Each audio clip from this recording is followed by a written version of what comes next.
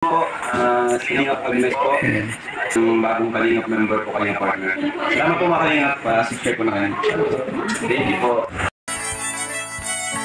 Mayroon akong kaibigan na laging maaasahan. Ang nais niya'y makatulong sa hirap na kababayan. Ba may susumi, dagat may tatawirin, maging bundok kanyang aakyatin. Kuya Bal, Kuya Bal, Kuya Bal Santos Matubang, pagmamahal sa kapwa'y laging laan.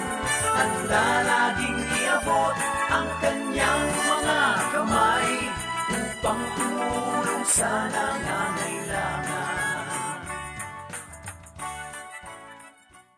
Mapagpalang hapon po mga Kalingap, andito po tayo ngayon sa lugar ng ating mga kapatid na Dumad sa tribong Tagakaungke. Tanggap nito Sabrina, bigas at grocery, galing po yan kay Ma'am Debri at Ma'am Idiwaw. Maraming salamat Ma'am Debri. Yan, ito po ang bahay nila ni Sabrina at ng kanyang pamilya. May 3 po siyang anak.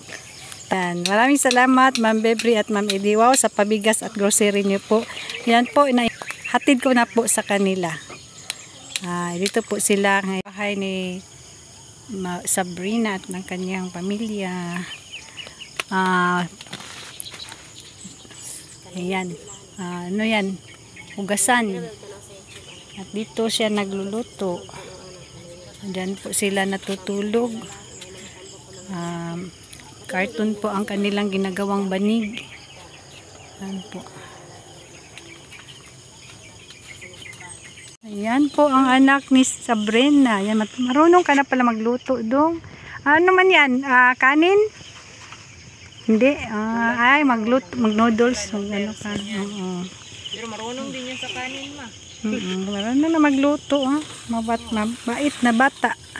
Masipag. Ayan, tubig. Ayan mga Kalingap. Bago po ako magpaalam, patuloy pa nating suportahan si Kuya Bal Santos Matubang, Ate Edna Vlog, Kalingap Rob at Jackie at ang buong team Kalingap. And thank you for watching. God bless everyone.